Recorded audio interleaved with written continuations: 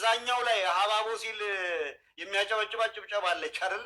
እራሱ ባጫን ታገኙታላችሁና ምርኮኞች የነበርን እያሉ የሚሉት አንድ ንግግርም የሚያደርጉበታል። ምርኮኞች ተሰብስበው የኪነት ቡድን አቋቁመው ኤርትራ የቀኝ ግዛት ጥያቄ አለባት ብለው ተቀብለው ባጫ እንዳውም እኔ ለእናንተ ልዋጋ ብሎ የያዛትን ክላሽ ይዞ ኢሂድኖች እንዲሄዱ እንዲቀበሉት ነው ያደረገው። እና ያሬድ ትላንት አንስተው ታደሰ ካሳ ጥንቅሹና ያሬድ ነው ሂደው አስፈትተው ወደ ኢሂድን ይዘዋቸው ሄዱት። እሱን ኩማን ሌሎቹና ባዱላን ጨምሮ በርካቶችን ወስደው ኢሂድን የሆኑት መጀመሪያ፣ በኋላ ብአዴን የሆነው ማለት ነው። ኦህዴድ ሲመሰረት ከዛ ውስጥ ያሉ የኦሮሞ ተወላጆቹ ተሰብስበው ኦህዴድ እንዲመሰረቱ ተደረገ ማለት ነው። በዚሁ አጋጣሚ የምነግራችሁ ኦህዴድ የተመሰረተው በምርኮኞች ነው። ምርኮኛ ያልሆነ የኦህዴድ መስራች የለም። ሁሉም የኦህዴድ መስራቾች ከኤርትራና ከትግራይ እስር ቤት የወጡ ናቸው። የህወሓትና የሻዕቢያ ምርኮኛ የነበሩ ናቸው ተሰብስበው ኦህዴድን የመሰረቱት።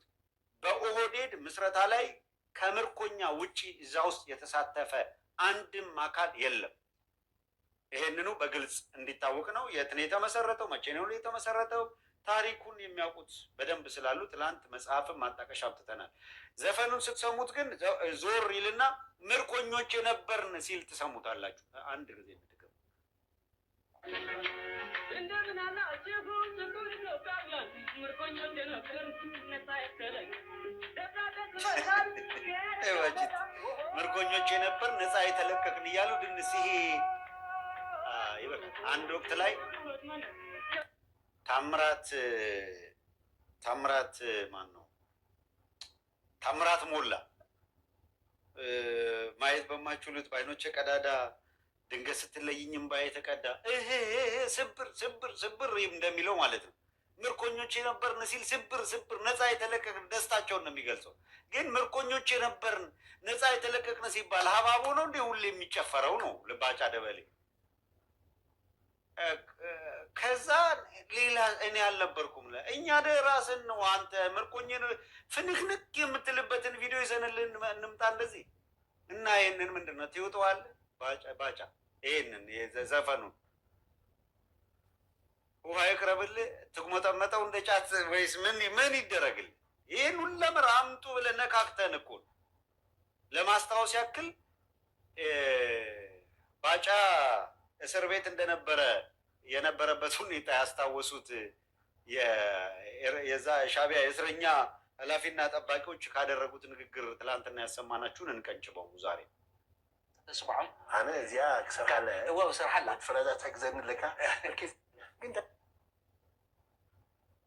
نظام السياسات إثيوبيا أنا درفتي توهي من حزب إثيوبيا فولتو يخل كويس يسمعني صبون نديرو زي تابس لك حدا بروجكت تحزس مبلني قال له دي أنت زدرف عندك أنا ويتم بقيرو أنت زكانابر وعلوهم دلو عن باجاد بيلس قالوا إنه أبو مستمر قاسي نورو جرا باجاد بيلس هو أميران يرو هو تقول على أبتوج لني لا أنا حجي تي عمقات بوزو حينا برنت قلت سعسع كله فلتو مستوم دكنستي أقول إذا كنت طيبت قا قدم له بركونيش أنا برنس يبان عللو نيرنا تفتح مسألة جوت الله جبالي في اللفير وحجزتي أبد الله ولا أبد الله أنا فلتوني هاي ذكروني قل باجا مثلا ديرو كارتر زبان ديرو سو أبتحتو نيرو ذكروني سعسع جنرال كم زين حد خدين زين لا زازبل كان يدرفقن كحالفكم حتى اللي حتقول كي تذكرني دبدابي لتصاف دمصو لسمع لحزب إثيوبيا سي دبدابي خصف كصحفو لمو دمصو خسمع دليه دمصو خسمع انا قاعد دمصي كسمعو دليه ذكريات صبوق ما يذكرني بعد ود عادي ذكروا قال له دبتي كستاي انه اركايب له هاون بقول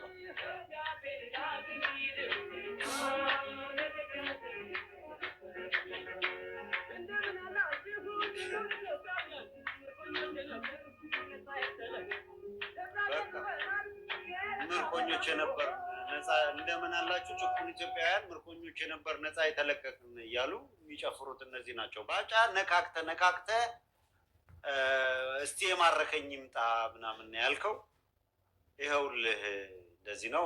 ለምን ብለን እንዳናልፍ ደግሞ አንድ ጊዜ ጌቾን እንድገሙ ሰው የሚናፍቀዋል ለምን እንደሆነ አላውቅም። እዚህ ጋር ስለ ባጫ ሲናገር የሆነ የተለየ ድምፅም ነው የሚያወጣው ጌታቸው ረዳ። ስለዚህ እዛው ላይ ስክሪን ላይ ያለው የስ ባጫን አንድ ጊዜ አንደኛ ወታደር ማለት ነው፣ እስክስተኛ ነው፣ ዳንኪረኛ ነው። በዚህ መሀል ልብስ አልብሶ አመጣው። አጫዋች ነው።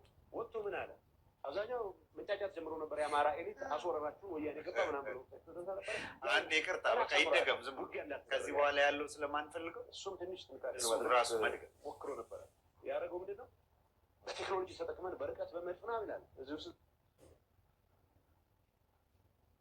በቀደም ባጫ ፌዘኛ ነው። ባጫ አንደኛ ወታደር ማለት ነው። ጌቹ ባጫ ሲል እንዴት ነው የሚጠራው? ባጫ ዳንኪረኛ ነው። በዚህ መሀል ልብስ አልብሶ አመጣው። አጫዋች ነው። ወጥቶ ምን አለ? አብዛኛው መጫጫት ጀምሮ ነበር። የአማራ ኤሊት አስወረራችሁ ወያኔ ገባ ምናምን ብሎ ነበር። ያው ጤና ጨምሮ ያውቃል። እና ባጫ ለማንኛውም መደምደሚያ መስራት ስለሚያስፈልግ ባጫ ፖለቲካ መልክ እያዘ ዲያስ እሱን እናምጣው። ትክክል ነው። ባጫ በነገራችን ላይ በዚህ አይቆምም። በግልጽ ለመናገር ያክል ባጫን በተመለከተ የምናነሳቸው በርካታ ነጥቦች አሉ። ገና በደንብ እንሰራበታለን። በጣም ያስገረመኝ ግን የአይከን ስለሆንን የህዝቡ ምናምን የሚል ነገር ነው ያደረገን እና ተጨማሪ ልክ እንደ ባጫ አይነት ኦሮሞ ፖለቲካ ውስጥ አይከን የተባሉት ሰዎች የሚሉትንና እነማን ናቸው የሚለውን እዚህ ለእንትን ብለን የእውነት ነው የቀልድ ምናምን አይደለም። ባለፈው ጠፍቶን ነበረ። ሁለት አነስ አነስ ያሉ አሳዎች ምንድነው በአሳ ማስቀመጫ ነገር ተገዙ። አሳዎቹ መጀመሪያ ጊዜ ዝም ብለው የሚዋኙ ነበሩ። ኋላ ግን ያለማቋረጥ አፋቸውን ብቻ ነው የሚያንቀሳቅሱት። ታላቃቸውን ደግሞ እዚያ እንዴት አድርገን አመተን እዚህ እንደምንቀላቅለው ነው እንጂ ግራ ይገባል። ሁለቱን ስንወጣ እናያቸዋለን። ታላቃቸውን እስኪ አንዴ እንየው።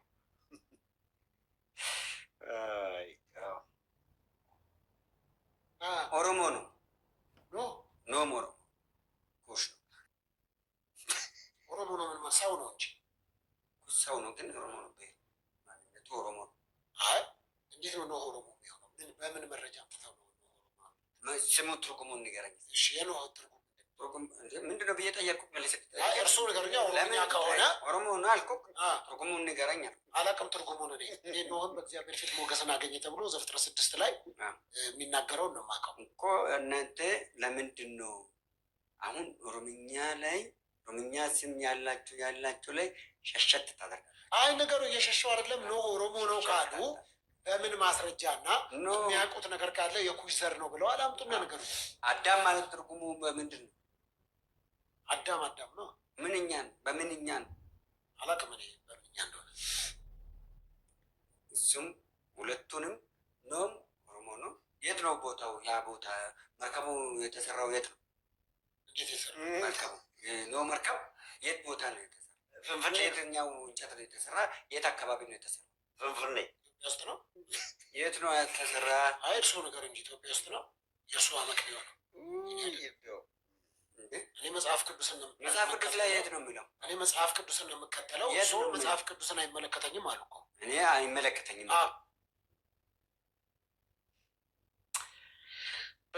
በጣም እጅግ የሚገርም ከነዚህ ሰዎች ጋር የምናደርጋቸው ክርክሮች የእውነት በተረጋጋና ሁኔታ ቢሆን ኑሮ ኖህ እናንተ የኦሮምኛ ስም ሲሆን ሸሸት ትላላችሁ ሲል ሰምታችሁታል አይደል? አሁን ይሄ ለሚዲያ የሚበቃ ሆኖ በየሳምንቱ ከረባቱን ሱፉን ዘጭ አድርጎ የሚመጣ ነው። አዳምም በቃሉ ኦሮምኛ ነው ምናምን ይልሃል። ምን አይነት እዚህ ምድር ላይ አሁን ከዚህ በላይ ድንቁርና አለ? እውነት ለመናገር እነዚህ ሰዎች ፖለቲካን የሚሰሩት አዳም ማለት ኦሮምኛ ነው ይልሃል፣ ኖህ ማለት ኦሮምኛ ነው ይልሃል። ራሱ ሰውየው የራሱን ስም ጻፈው ብትለው 16 ልክ ነው የሚፈጀው በላቲን ፊደሎች ስለሚደጋገሙበት። ኖህም ያ ጠያቂውም ያው ስላልተዘጋጀበት ወይም አይ ቲንክ የሆነ ጊዜ ፓስተር ነው ምናምን ይሉት ነበረ። እንዴት እንደሆነ ግራ ነው የሚያጋባ። አዳም ማለት የዕብራይስጥ ቋንቋ ነው እንደምታውቁት። እንግሊዝኛው አደም ሔዋንን ኢቭ ይላታል። አዳም ማለት በዕብራይስጥ ቋንቋ ምድር ማለት ነው። የአዳም የሚለው ቃል የዕብራይስጥ ቃል ነው። ቃሉ ምድር ማለት ነው። አዳምን ከምድር አፈር ስለሰራው ነው ዕብራይስጥ ቋንቋ ምድር ወይም አፈር ከምድር የተሰራ ለማለት የተጠቀመው። እንዴት አይነት ማፈሪያዎች እንደሆኑ በጣም ይገርማል። ሌላ ሁለተኛው ያነሳው ኖህን ነው።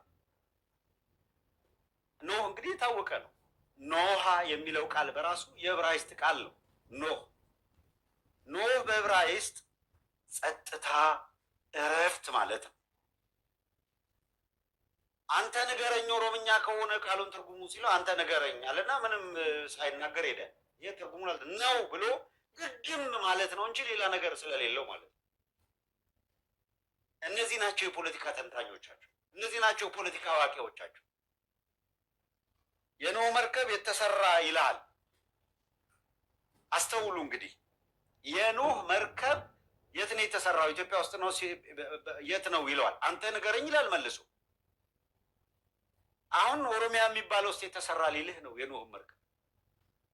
እንደምታውቁት የኖህ መርከብ የሰመጠችበት ቦታ ያረፈችበት ቦታ ሂዳ የጫነችውን ጭና ያረፈችበት ቦታ ጭምር በእስራኤል ቦታው አሁን በዓለም ደረጃ አርኪኦሎጂስቶች አጥንተው አረጋግጠው መርከቧ ያረፈችበት ቦታ እዚህ ነው የተባለው እስራኤል።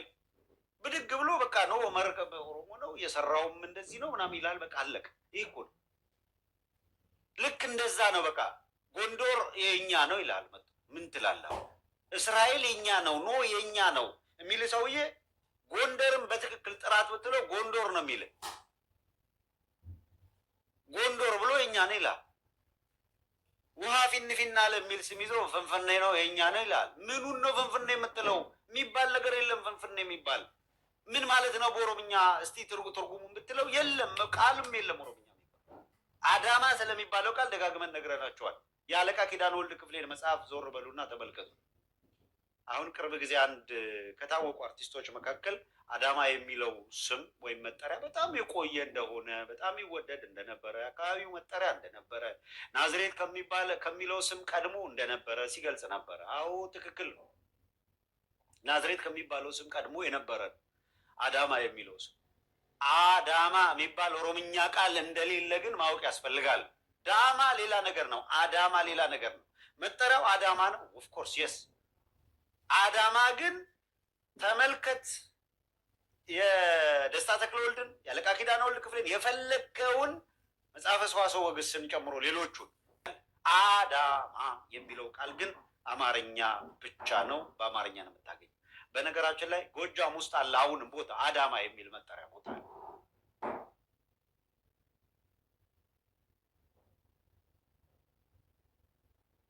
ስለዚህ በጣም ግልጽ የታሪክ ሽሚያ ውስጥ ስላሉ በተንተን አድርጎ እነዚህን ሰዎች በልክ እየነገሩ መሄድ ያስፈልጋል። ሁለተኛውን አሁን ሬዲ የሆነውን እንዲሁ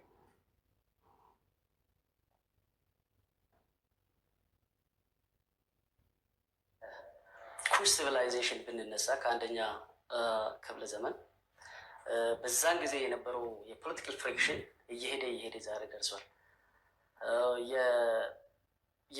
ሲቪላይዜሽን የነበረው የኩሽ ሲቪላይዜሽን ነው። ኩሾች ናቸው። እዛ ጋ እስከ ዛሬ ያሉ ጽሁፎች ወይም ደግሞ ሂስቶሪካል ኤቪደንሶች ኩሾች ስንል ኦሮሞን ጨምሮ የእነሱ የእጅ ስራ እንደነበር ፈረንጆችም እንግዲህ እውነታውን ተናግረዋል። ሪሰርች ፋይንዲንጉም ይሄን ያሳያል ማለት ነው። ከዛ መጥቶ ወደ መሮኤ ወረደ። መሮኤ ሱዳን ውስጥም የሰራው ይሄ የኩሽ ህዝብ ነው። የዓለም የሲቪላይዜሽን ምንጭ ዓለምን ስነ ጽሁፍን መጻፍ ያስጀመሩ የኩሽ ህዝብ ነው። ከዛ በኋላ ያንን ሲቪላይዜሽን ይሄ ሌላኛው በ16ኛ ክፍለ ዘመን የደነቆረ ሰው ደግሞ የሚሰጠውን ማብራሪያ ስሙ።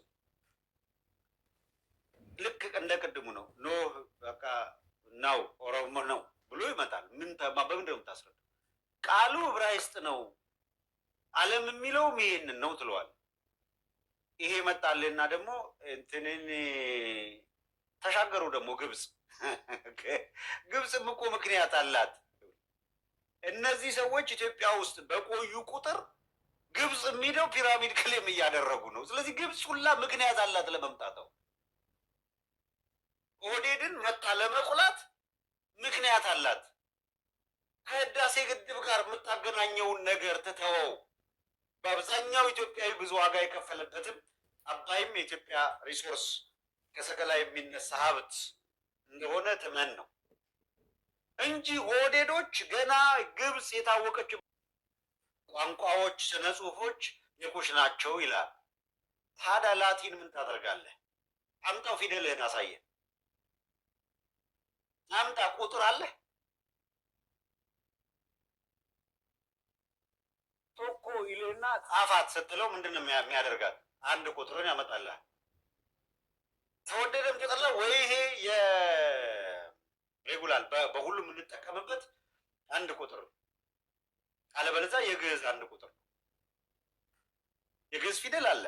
አስተውሉ። ኢትዮጵያ ውስጥ የትኛውም ዓለም ላይ ያለ ዩኒቨርሲቲ ጠይቁ፣ ያደረጓቸው ጥናቶች በዓለም ላይ አሉ የተባሉ የስነ ምድር ተመራማሪዎች፣ የአርኪኦሎጂ ተመራማሪዎች፣ ፊሎሎጂስቶች አጥንተው ያገኙትና የደረሱበት ህልው የሆነ ታሪክ ኢትዮጵያ ውስጥ የተገኘው የፊደል ሳባቲክ የሚባለው ፊደል። የሳባቲክ ፊደል የምታውቁት ነው። እስከ 6ኛ ክፍለ ዘመን የነበረ ፊደል። እነዚህ ፊደሎች በተለያየ ቅርጽና አምሳል የተጻፉ ፊደላት ናቸው። ነገር ግን ሁሉም ፊደላት ምልክቶቹ፣ ሌላ ጊዜ ፊደላቱን እንደ ፕሬዘንቴሽን ልናቀርበው እንችላለን። የፊደላቶቹ ቅርጽ ሳባ በግዕዝ ተተካ። የሳባቲኩም ግዕዙም የሴማውያን እሴት ነው። ቀጣይነት ያለውም ሴማውያኑ ሰሩት፣ ዴቨሎፕ እያደረጉት መጥተዋል። በሴምና በኩሽ መካከል አሁን ኦህዴዶች የሚሉት አይደለም። ሲጀመር የኦሮሞ ጎሳዎች ቤናዲር ሸለቆ ጋር ነው ታሪካቸው የሚጀምረው። ከዛ በፊት ያለ ነገር ካለ አምጡ። የለም፣ ደጋግመን ጠይቀናል። የለም፣ አታመጡም። የለም፣ የሌለ ነገር ከየት ይመጣል?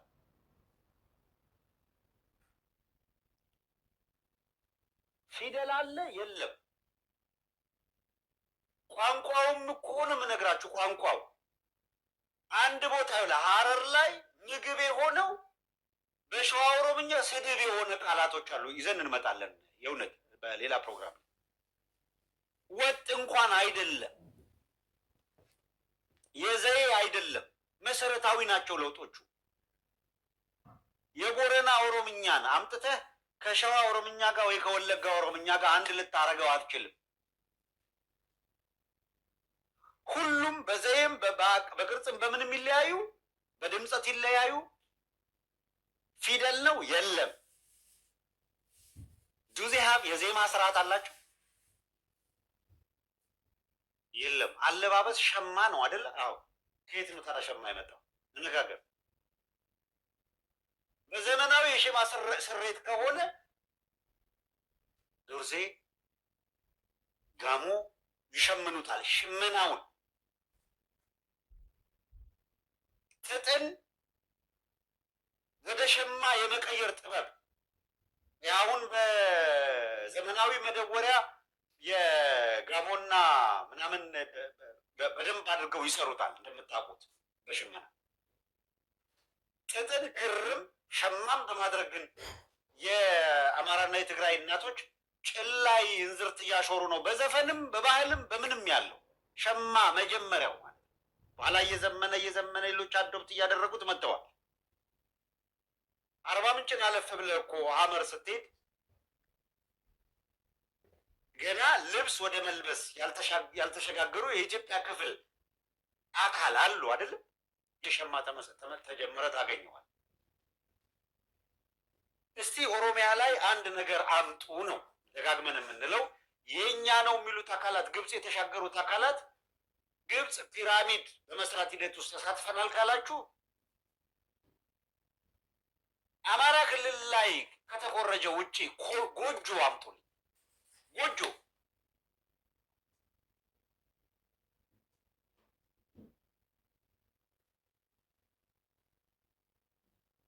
ጎጃም ላይ፣ ጎንደር ላይ፣ ሸዋ ላይ ካለው የሳር ቤት የተለየ አሰራር አምጡልኝ እና ይህንን ብላችሁ እንመን።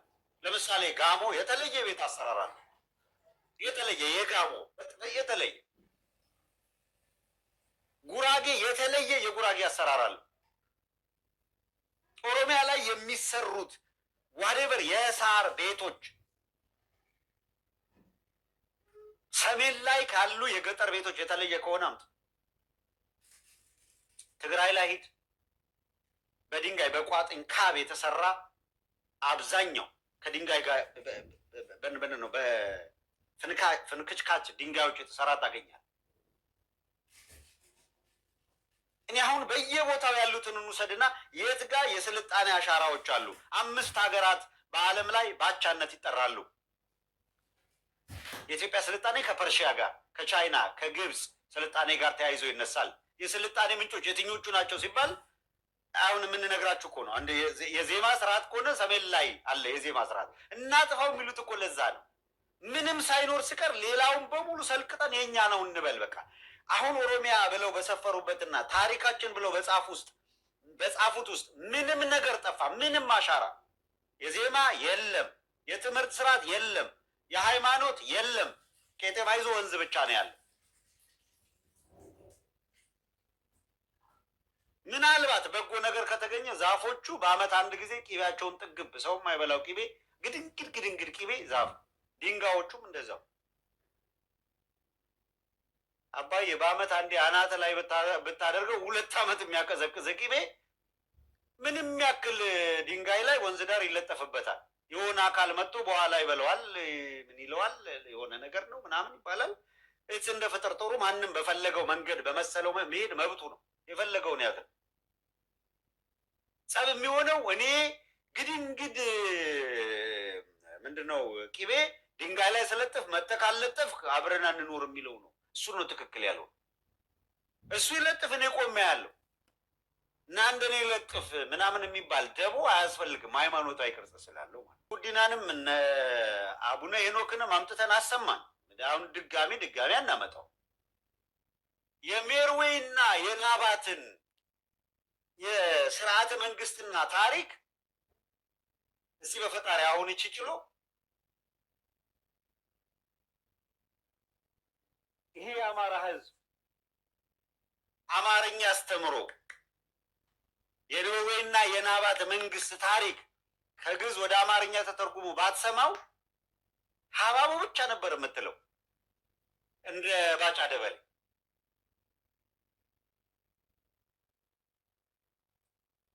እስቲ ከዛ ውጪ ሜርዌይና ናባትን ስርዓተ መንግስትን የት ይማረው ነበር ይሄ ልጅ?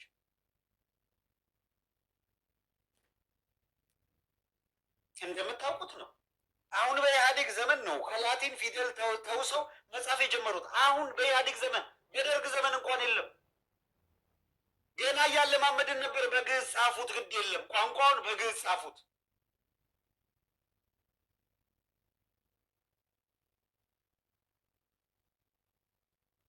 በጃንሆይ ዘመነ መንግስት አባቱ በኦሮምኛ መጠሪያ ስማቸው ጎንፋ የነበሩ ሰውዬ እሱ በጣም በቃ ሰልጥኖ አዲስ አበባ እና ምናምን ለመሆን ስሙን ኃይሉ ብሎ ሲያበቃ ይሄ ስም ጭቆና ነበረ።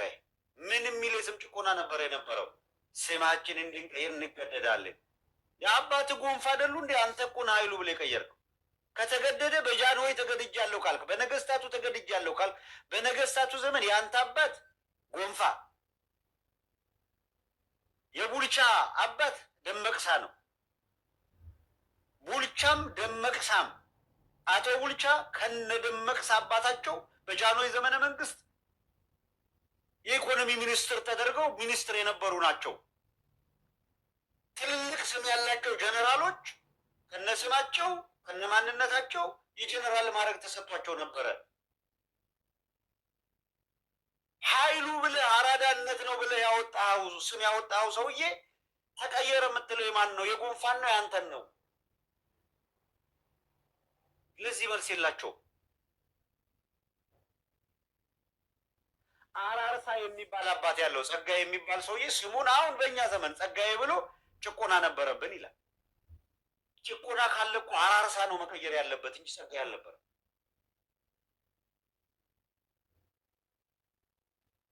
የራሱ ስም ሕዝቅኤል፣ የአባቱ ስም ጋቢሳ። አባቱ በደርግ እንዴ እንደው የአባቶቻቸው ተቀይሮ የነሱ እኮ እንደሚፈልጉት ሆኖ ቢሆን አንድ ነገር ነው። ትርክት ነው የሚወስዱት። ከበታችነት ስሜት የሚቀዳ ነገር ይዘው ነው የሚመጡት። ስለዚህ አሁን እቺ ምሁሩና መጣ ምን ጫወታው ምን መሰላችሁ? ቢፈልጉ የለም አይደል? አጼ ቴዎድሮስን ከኛ ይሉታል ሲፈልጉ። ማናችንንም እኮ ነው ከኛ ይልሃል ተነስቶ ዘሎ። እንዳይገርመን መጽሐፍ ቅዱስ ላይ ሄዶ ቅድም እንዳየው ነው ኖ ከኛ እንደ ጅልነት እንዳይመስልህ። የአፉን እንዳሳ አሹሎ የሚመጣ ሰውዬም ቢሆን የተሰጠውን ትእዛዝ ነው የሚናገረው፣ የተባለውን ነው የሚያደርገው። ሰው የሜሮዌ የናባት ይላል። ናባትና ሜሮዌ የመንግስት ስርዓት ጂኦግራፊውን ማን ይነግረ ነበረ? የስልጣኔው ባለቤቶች ባይጽፉት ኑሮ የታቀው ነበር። አሁን በዓለም ላይ በርካታ ዩኒቨርሲቲዎች ግዕዝን እያጠኑ ነው። የኢትዮጵያ ስልጣኔ በግዕዝ ተጽፏል። ግዕዝ ከኛ በቅርብ ቀን ጠብቁ። እንግዲህ ግዕዝ ከኛ በቅርብ ቀን ጠብቁ። ረስተን ነው እንጂ እኛ ቋንቋ ግዕዝ ነው ይላል መጥቶ ትንሽ ቅርብ ጊዜ እንጂ ዓለም ግዕዝን በየዩኒቨርሲቲው እያጠና ነው። ለምን? ስለ ጥንት ስልጣኔ ማወቅ ከተፈለገ ግዕዝ መጠናት አለ። ሆን እኮ ግዕዝ አይጠናም። ምን ይኖረዋል ተብሎ ይጠናል። ከክርስቶስ ልደት በፊት የነበሩ የታሪክ ውርሶችን ለማጥራት አስፈላጊ ነው። ልክ በዓለም ላይ በስርጭቱም በህትመት መጠኑም መጽሐፍ ቅዱስን የሚያክል የለም። እንደምታውቁት ዓለም ይስማማል በዚህ። የመጽሐፍ ቅዱስን ያህል በዓለም ላይ በብዙ ቋንቋዎች የተተረጎመ በብዛት የታተመ መጽሐፍ የለም። ኢት ነምበር ዋን መጽሐፍ ቅዱስ። ይሄ መጽሐፍ ቅዱስ እውነተኛነቱ የሚረጋገጠው በሶስት ቋንቋዎች ተፈትኖ ነው። የመጽሐፍ ቅዱስ መጽሐፍ ቅዱስ ላይ ያሉ ትርጉሞች ትክክለኛነት ማረጋገጫው 1 ዕብራይስጥ፣ 2 ግሪክ ጽር፣ 3 ግዕዝ። መጽሐፈ ሄኖክ የት ነው የተገኘው? ኢትዮጵያ። ዓለም አይደል እንደሚነጋገርበት በመጽሐፈ ሄኖክ። ዓለም ላይ ያለው የመጽሐፈ ሄኖክ ኦሪጂናል ቅጂ ኢትዮጵያ ውስጥ ተገኘ። በምን ተጽፎ? በግዕዝ ተጽፎ።